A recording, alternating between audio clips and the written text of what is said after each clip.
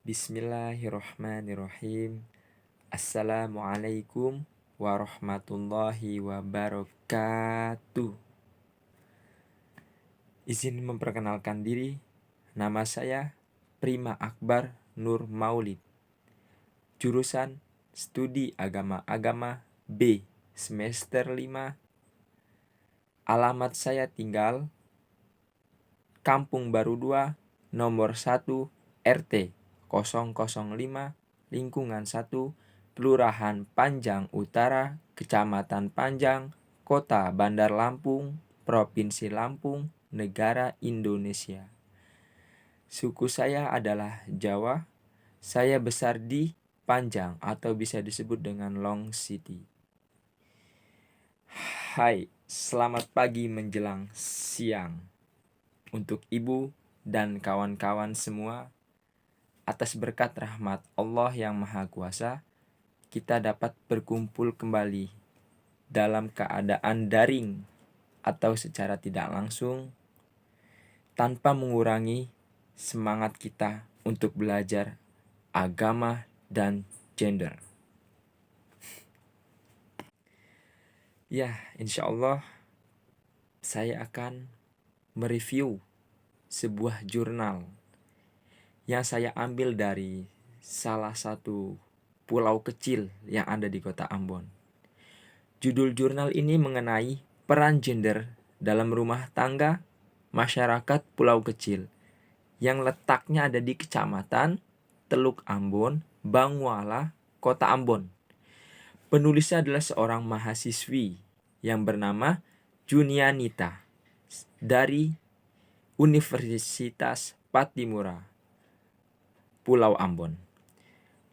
Jurnal ini saya akses pada tanggal 4 bulan 12 2020. Review Prima Akbar Nur Maulid 1831020096.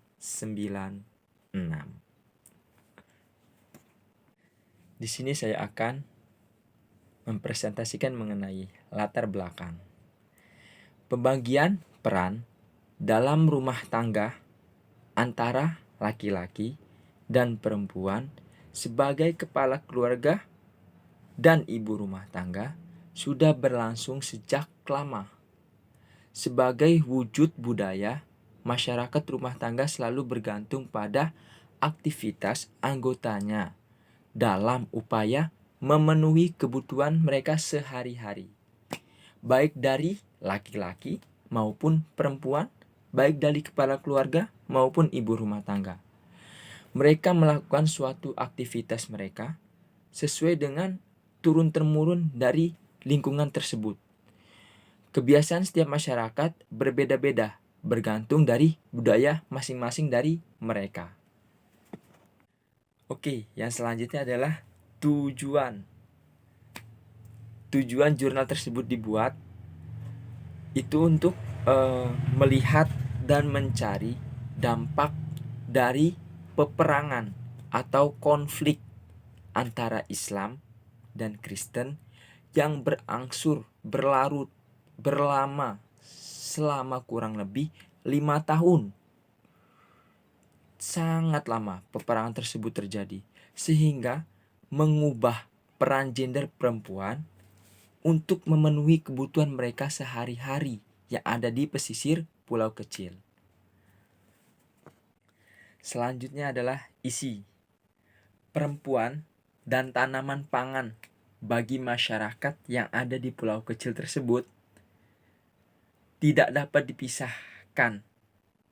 Peran perempuan sebagai pengelola rumah tangga dari aspek konsumsi atau makanan, menyebabkan keberadaan pangan selalu menjadi pusat perhatian kaum perempuan atau ibu-ibu.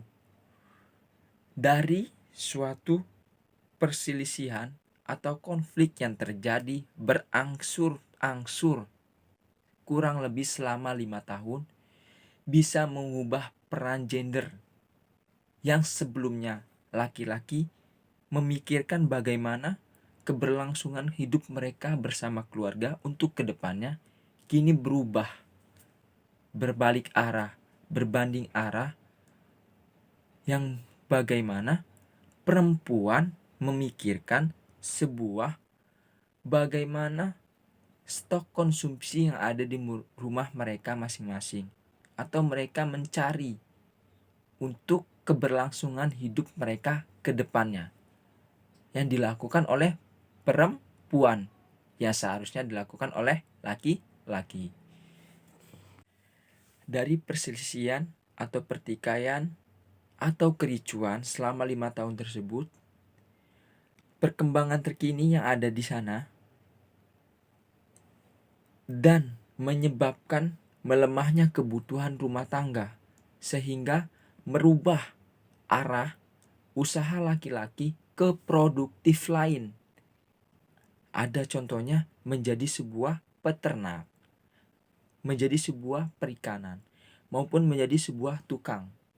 Yang awalnya kaum laki-laki itu berfokus kepada kebutuhan pangan. Salah satunya adalah di dalam bidang kelapa atau sawit, yang kini berubah menjadi aktivitas yang diambil alih oleh perempuan.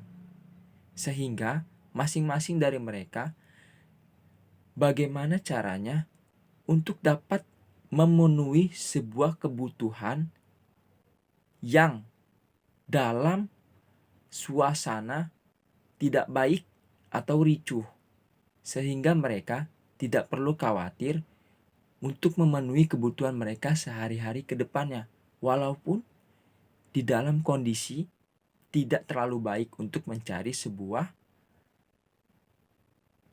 pangan yang dapat dikonsumsi di dalam rumah tangga mereka masing-masing. Seluruh agama samawi yang ada di dunia tidak pernah membeda-bedakan antara kaum laki-laki maupun kaum perempuan.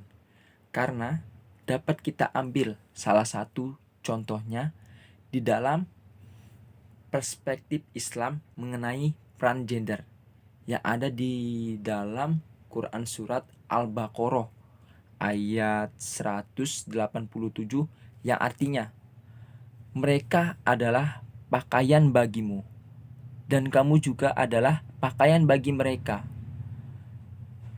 sehingga tidak ada perbedaan di dalamnya.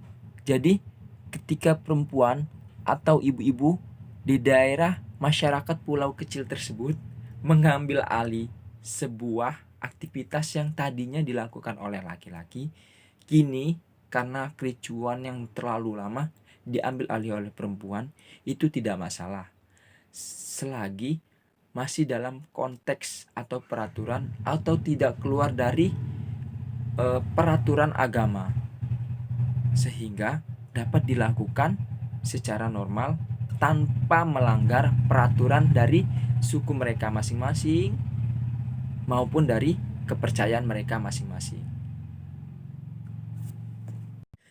Selanjutnya adalah sampel. Perempuan di kota Ambon itu terhitung oleh Badan Pusat Statistik Kota Ambon pada tahun 2018 memiliki 49,8% untuk laki-laki. Nah, di kecamatan atau di daerah Banguala, Kota Ambon itu perempuan di dalam Badan Pusat Statistik tahun 2018 berjumlah 49,4%. Data tersebut menunjukkan perbedaan yang kecil antara jumlah laki-laki maupun jumlah perempuan di kecamatan Teluk Ambon Banguala pulau kecil tersebut. Nah, dari perbandingan sampel tersebut kita dapat melihat kecilnya perselisihan atau selisih penduduk antara laki-laki maupun perempuan. Metode penelitian yang ada di jurnal ini menggunakan metode penelitian deskriptif. bertujuan untuk mengumpulkan data yang detail, mendalam, serta aktual. Penelitian tersebut menjelaskan masalah yang sudah ada, sekaligus melihat kondisi yang terjadi di pulau kecil mengenai gender dalam rumah tangga masyarakat, sehingga dapat memberikan sebuah solusi bagaimana cara menanggulangi untuk menetralisir kembali aktivitas perempuan khususnya. Karena ketika kita untuk menetralisir sebuah aktivitas yang awalnya dilakukan laki-laki, kini dilakukan perempuan, selagi tidak melanggar yang ada peraturan di dalam suku maupun kepercayaan atau agama, itu tidak masalah. Nah, setelah kita melalui sebuah rangkaian-rangkaian tersebut, barulah ketemu hasil dari penelitian jurnal tersebut. Dan ternyata hasil dari jurnal tersebut itu pandangan masyarakat tentang gender dibentuk berdasarkan adat istiadat serta budaya setempat. Pembagian peran berdasarkan gender antara laki-laki dan perempuan menempatkan perempuan sebagai pekerja domestik, sedangkan laki-laki sebagai pekerja publik. Pekerja domestik itu seperti ini contohnya. Perempuan sudah melakukan sebuah pekerjaan yang ada di dalam rumahnya. Contohnya seperti melakukan membersihkan rumah, mencuci piring, ataupun melakukan aktivitas lainnya. Namun mereka melakukan suatu aktivitas atau pekerjaan di luar rumah. Contohnya tadi suatu wanita atau ibu-ibu yang menggantikan aktivitas tadi awalnya laki-laki, kini mereka yang melakukan aktivitas tersebut atau menjadikan suatu pangan di bidang kelapa atau sawit. Nah, sedangkan laki-laki melakukan sebuah pekerjaan yang lebih berat sesuai porsi mereka. Contohnya membuka lahan baru di tengah perhutanan atau membuat sebuah peternakan atau tempat perikanan yang sehingga kebutuhan rumah tangga mereka dapat tercukupi di dalam situasi yang kurang baik. Oke, terima kasih kepada kawan-kawan semua yang sudah menyaksikan video dari saya. Lebih dan kurangnya saya mohon maaf, kepada Allah saya mohon ampun. Sebelum kita akhiri perjumpaan kita pada pagi menjelang siang hari ini, tetap di sini karena saya akan memberikan sedikit pantun.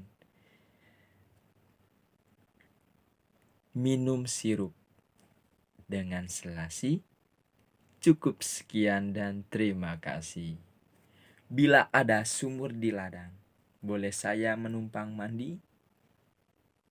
Kalau ada umur yang panjang, boleh kita berjumpa lagi. Saya akhiri. Wassalamualaikum warahmatullahi wabarakatuh.